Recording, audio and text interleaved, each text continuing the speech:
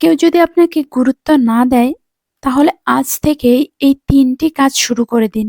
সবাই আপনার সাথে ২ মিনিট কথা বলার জন্য আপনার পেছনে পড়বে।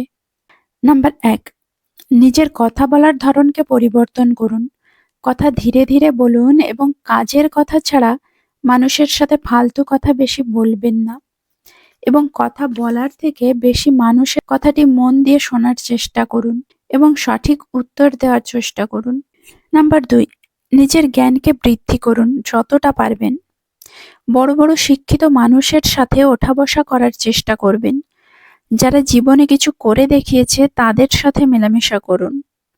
দেখবেন আপনার চিন্তাধারাতে অনেক পরিবর্তন চলে আসবে। নাম্বার ৩, নিজের পোশাক পরিচ্ছদ, হাঁটাচলা করার পদ্ধতি পরিবর্তন করুন।